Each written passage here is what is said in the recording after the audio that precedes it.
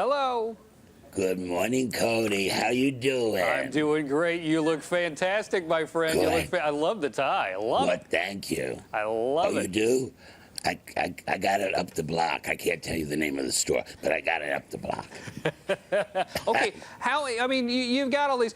I'm sure your house has Tonys everywhere. Is it still exciting to be nominated for something? Sure it is. Sure it is. I actually I keep them in the bathroom, but on a very nice shelf in the bathroom. It's really a pretty shelf in the bathroom. But you don't sort of like want them in the kitchen. They get grease on them. True. And you don't want them in your office because it looks like you're trying to show off. The bathroom's like the right place. They get dust. I dust them. How was this new play different? What was the experience for you? Because you were really hands-on. You wrote it, didn't you? Didn't you have a piece and everything in it? Yeah. No. I wrote the play from scratch. I got the typewriter and everything, put the paper in it, turned it myself, type. But yeah, it's a play. It's based on actual events. It takes place in 1962. There was a bungalow colony in the Catskill Mountains. Most people went to the Catskill Mountains to get away from the city heat. But there was this group of gentlemen. They were white-collar workers, married with children, most of them, who would go up to the Catskills 3 days a week to live as women. And their ideal was to be able to pass as women. Some of them, it was sexual, some it was a gender thing, some it was psychological, some it was political. It was a real mix of why they did it and how they did it. But what brought them together was this appreciation of the feminine side of themselves. Wow, really where did you? Fascinating people. Yes, where did you find the story? Where did you hear this? Well, what happened was, in a flea market in Manhattan, there was a box of photographs just sitting there, and somebody was looking at it and said, these photographs are a little strange because they're men in dresses, but they don't look like they're trying to be pretty. They're not wearing big lashes and stuff like that. They look like your mother-in-law. They look like the maid. They look like, like your Aunt Clara. Uh-huh. And they said, what's the story? And that's how it started unraveling. Wow. Then I had some friends, and I was able to find the stuff from the Kinsey Institute, because Kinsey studied them, and then I found a magazine.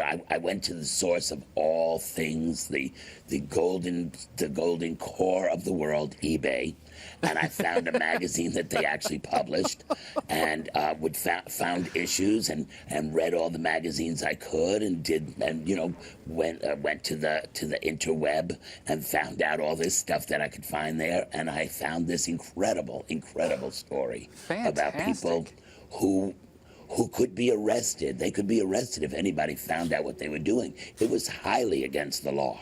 That is wild. Harvey, thank you very much for joining us today. We got to go. We're out of time, but I know you sang for Katie Couric on her last day as an anchor. Tune in Sunday. Huh? Oh, yes, my Katie. I sang to her very last day at the Today Show. I came and sang to her. So I know. I'm saying when I retire, I want you to sing for me. Miss Katie. I want you to sing for me when I retire. Oh, Cody. I'll call you. Oh, Cody. Okay, you call me. You do that. Love you, Harvey. Bye. Good luck. Bye, it's going to be an unforgettable night performance that will be featured on the 68th Annual Tony Awards show starting from 7 p.m. until 10 p.m. on our sister station, CBS. It is unbelievable. It's always a great show. Always a great show. Okay, Court, you got some traffic? Yes, Rich, that really just happened. Cody, you made his day, young man. I love Harvey. Oh, he's Cody. Great. He is great. Let's get back to traffic. Traffic overall, outstanding ride on this Thursday. Now, reports of some type of possible brush fire. I'm not sure how big. It's in an area of downtown Sacramento on eastbound 50 near the 99 34th Street off-ramp. Fire crews are going to check that out. In Stockton, reports of a disabled vehicle partially blocking one lane with traffic control in effect along southbound Interstate 5, just south of Marsh Lane. So expect some slowing there. With that said, outstanding ride here locally. Possibly livestock out in Fiddletown, Amador County along Highway 49 near Bell Road. Back to you, Court. All right, Rich, thank you so much for the updates there. And we give you those live pictures of Sacramento, Stockton, and Bay Area all at the same time, looking pretty smooth and normal as you're making your way around 7 o'clock hour commute this morning, headed in towards downtown Sac and Stockton. And then, of course, the crowds as you make your way in towards San Francisco Bay Bridge Toll Plaza approach. T-Mac making her way down Sacramento Avenue in West Sac. Hi, T. Hi, Court. We wanted to show you the Starbucks commute here. This is on Reed at Harbor. And all you have to do is continue out this way towards 80, go under the freeway, make your left, and that's your Starbucks commute. So there is your public service announcement from Hags on the Highway and T-Mac on the Move. You're a giver, T. Thank you. All right, Code, back over to you. Okay. God, I love Harvey. His voice is so amazing. I didn't even have a chance to ask him about the thing that he did for How I Met Your Mother. Yeah. He when one of the characters But, you know. yes when I can't remember her name. She had her voice was sore, and she was smoking, and her voice got sore, and they had Harvey voice over her stuff for her. Who are you talking about? On How I Met Your Mother. Oh, on How I Met Your Yeah. Mother. He's hilarious. I love him. He's I love his hilarious. voice. I love him. Okay. Well, Casa Courtney- Valentine is my new play. This is my. I can listen to him all day. Courtney has a unique gift idea for that special guy in your life this Father's Day. We'll have that coming up. Also, we are talking about California Chrome getting ready to run the third leg of the Triple Sure. Crown. Yeah, we'll check in with Ken and Dave back in New York this morning. Oh, honey. Oh, my God. Oh, my God. That was so fantastic. I love them. Okay, take a look. Look. They're setting up now. I'm calling it leopard print for men. Camouflage gifts for Father's Day, people. Stick around. Bare Bones Workwear is here with us. Lily's voice was hoarse, and they had Harvey do her voice. That's what it was, yeah. That's what it was. A term we would think of as transvestite.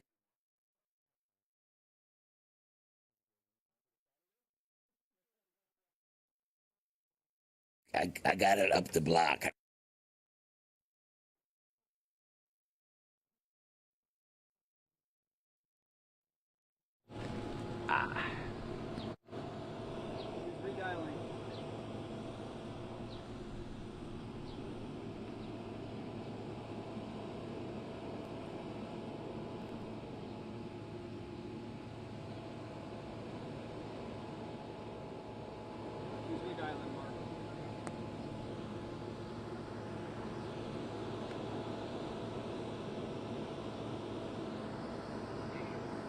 Yep. All good. Yep, all good. Got you. Thank you.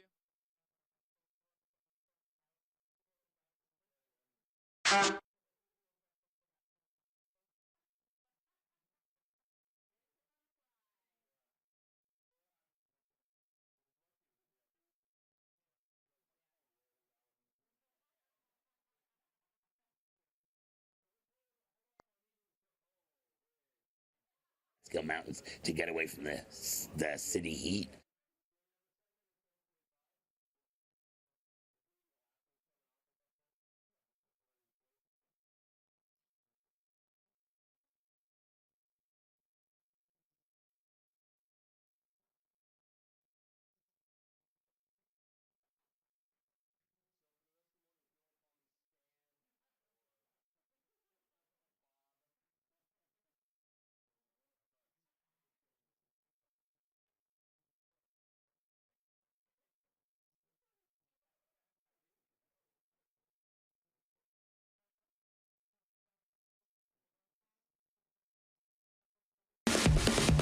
Welcome back to Good Day this morning. Nice shot of the Stockton waterfront for you on this Thursday morning. It's starting to warm up out there, getting into the low 60s here soon.